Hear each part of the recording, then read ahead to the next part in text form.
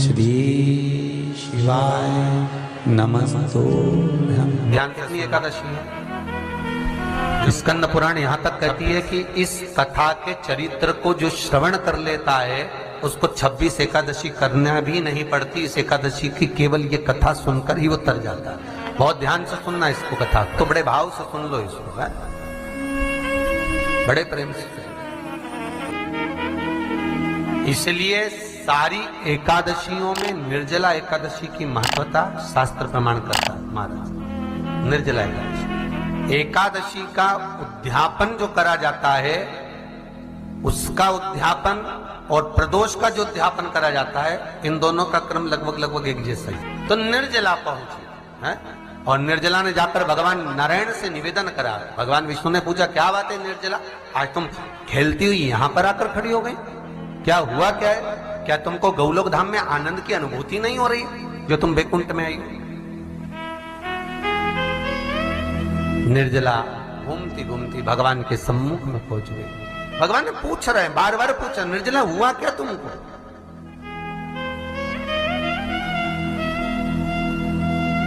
ए निर्जला, ए एकादशी, हुआ क्या है तुमको? क्या कारण है तुम्हारे यहां आने का, बैकुंठ पहुंचने का?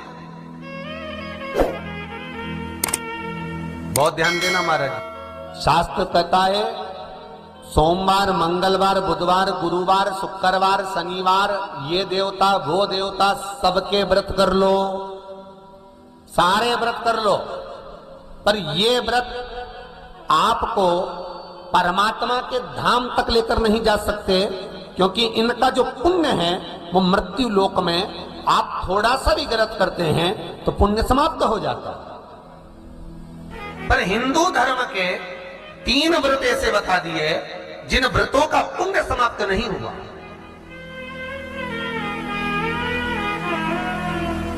हिंदू धर्म के 3 व्रत ऐसे हो गए जिनका पुण्य समाप्त नहीं हुआ महाराज। क्यों?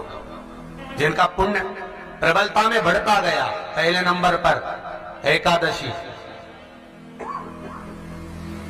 दूसरे नंबर पर प्रदोष और तीसरे नंबर पर शिवरात्रि। एकादशी भी 26 है तो प्रदोष भी जम के बोलते जाओ 26 है। शिवरात्रि केवल 12, केवल 12, और अगर अधिक मास की पड़ जावे तो ये 13, पर अधिक की आय तो 13 है।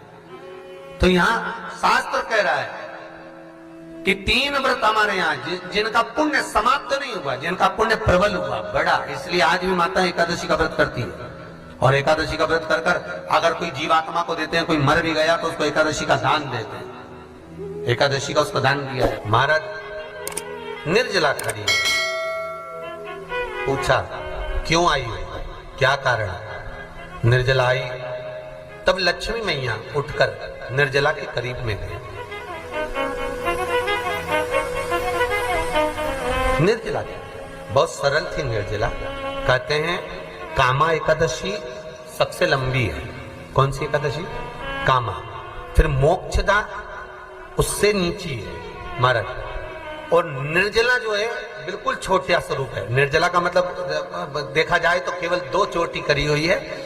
मस्तक पर भोर लगा हुआ है निर्जला के, माथे पर बिंदी लगी हुई है निर्जला के, सुंदर गले में तुलसी की मालाएं पहनी है निर्जला, हाथ में जो हाथ फूल जैसी माताएं पहले पहनती थी, आपको ध्यान में होगा, ऐसा बड़ा फूल होता था, अंगूठियां पड़ी होती थी, हाथ में ऐसा लगा रहता है। तो निर्जला हाथ फूल भी तुलसी के धारण करी। बड़ा सुंदर स्वरूप है माता निर्जला का महाराज। छोटी है तो माता लक्ष्मी उनके पास में गई और निर्जला से जाकर पूछा, निर्जला तेरे आने का कारण क्या है, तू बता। नारायण आपसे पूछ रहे हैं कि क्यों आई हो, किस लिए आई हो, क्या है तुम्हारे आने का कारण? निर्जला ने कहा, मेरी विनती केवल इतनी सी है मां कि मैं ये चाहती हूं कि मैं जीव के प्राण छूटने के बाद उसके प्राणों को जिस समय मैं लेकर जीवात्मा के प्राणों को परमात्मा तक भेजूं, बैकुंठ तक भेजूं, गौलोक धाम तक भेजूं, उस बीच में मुझे ले जाते समय कई नरक भी बीच में पड़ेंगे, कई स्थान ऐसे बैतरणी आदि के स्थान बीच में आएंगे तो वो स्थान में मुझे रोका ना जाए, मैं सीधे भगवान के धाम पहुंच जाऊं। ऐसी कृपा, ऐसी दया। जितनी भी माताएं एकादशी का व्रत करती, बहुत ध्यान से सुनना आज की कथा को, शायद जिंदगी में मिली ना मिली, और ये कथा का रिश्ता तो बहुत ध्यान से सुनना। स्कंद पुराण यहां तक कहती है कि इस कथा के चरित्र को जो श्रवण कर लेता है उसको 26 एकादशी करना भी नहीं पड़ती। इस एकादशी की केवल ये कथा सुनकर ही वो तर जाता है। बहुत ध्यान से सुनना इसको, कथा को। सबसे पहला नियम एकादशी व्रत का, सबसे पहला नियम है कि आप जिस दिन व्रत करो उसके एक दिन पहले भक्ति का संचार इस हृदय में करो। भक्ति का संचार इस हृदय में कर लीजिए। जिस दिन आप व्रत करो, जैसे एकादशी का व्रत कर रहे हो तो दशमी के दिन शाम का समय जब आवे, रात्रि जब होने लगे, शाम का समय आवे और रात्रि का आप जब भोजन ग्रहण करो तो उस भोजन में कोई ऐसा पदार्थ ग्रहण मत करिए जिस पदार्थ के कारण आपकी एकादशी बिगड़ जाए। कोई बेकार भोजन में ग्रहण नहीं करना, श्रेष्ठ भोजन ग्रहण करिए दशमी। और एकादशी का दूसरा नियम बहुत ध्यान से सुनिएगा। जिस दिन आपकी एकादशी का व्रत हो उस दिन प्रयास करिएगा कि अपने हाथ से किसी भी वृक्ष की कोई पत्ती टूटे ना। अपने हाथ से किसी भी वृक्ष की, पौधे की, किसी भी वृक्ष की पत्ती अपने हाथ से ना टूटे। बहुत ध्यान दीजिएगा महाराज। एकादशी का ये दूसरा नियम है कि अपने हाथ से किसी पौधे की, किसी वृक्ष की, किसी डाली की कोई पत्ती टूटे ना, कोई पत्ती ना टूटे, इसका प्रयास करिएगा।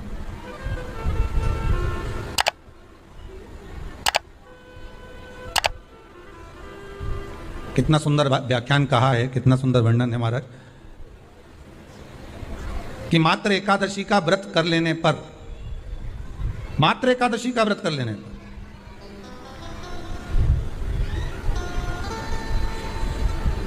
जो पूर्व में किया गया हमारा पाप कर्म है, हमने किसी जीव की हत्या करी है, हमने किसी को कष्ट प्रदान करा है, हमने किसी को अपशब्द कहा है, हमने किसी को ताने दिए, हमने किसी को आड़ा टेढ़ा कहा है, हमने किसी को गालियां दे दी है, मात्र एकादशी का व्रत ही कर लेने पर ये सारे जो दोष हैं वो समाप्त हो जाते हैं।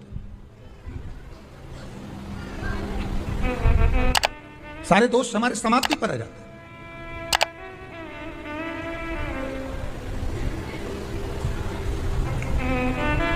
अब एक विचार करिएगा थोड़ा सा अपने मन में, अपने चित्त में, अपनी वृत्ति में एक बात उतारिएगा, एक अपने मन में एक बात को उतार कर रखिएगा कि आप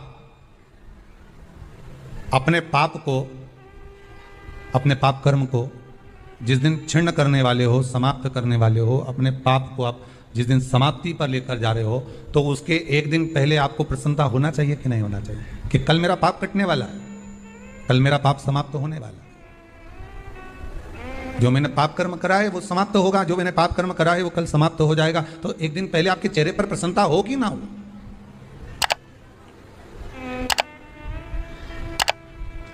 और चेहरे पर वो प्रसन्नता आपके आना चाहिए कि कल मेरा एकादशी का व्रत है, आज दशमी है, कल एकादशी का व्रत है, तो कल मेरी जब एकादशी का व्रत रहेगा तो मेरा ना जाने कितना कितना पाप, कितना असत्य, कितना झूठ, कितना प्रपंच वो समाप्त हो जाएगा। इसमें मुझे प्रसन्नता हो, इसमें मुझे आनंद था।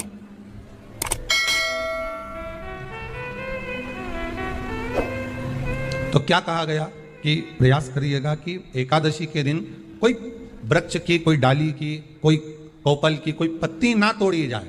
क्यों?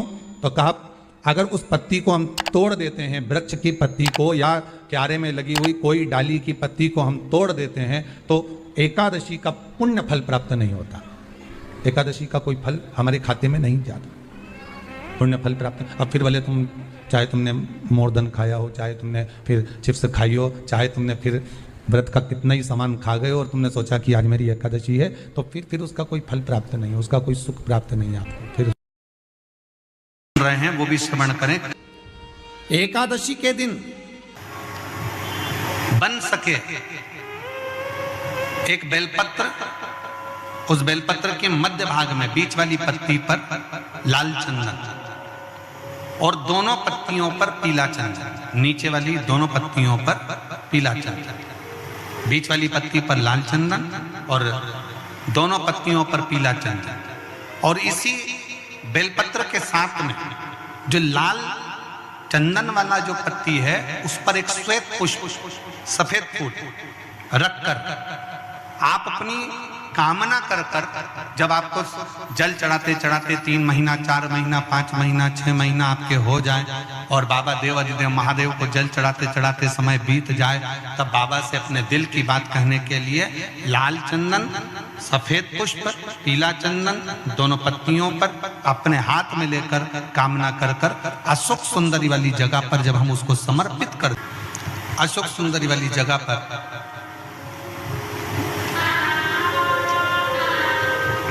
ये शिवलिंग जलाधारी और उसके सामने का जो भाग है उसके मध्य भाग में अशोक सुंदरी का स्थान है। बस इसी स्थान पर बेलपत्र और श्वेत पुष्प, बीच वाली पत्ती पर लाल चंदन, आसपास की पत्तियों पर पीला चंदन और वो शिवलिंग की सम्मुख में जो अशोक सुंदरी का स्थान है वहां समर्पित कर उस स्थान। ये रोज नहीं करना, फिर ध्यान देना, कभी कभी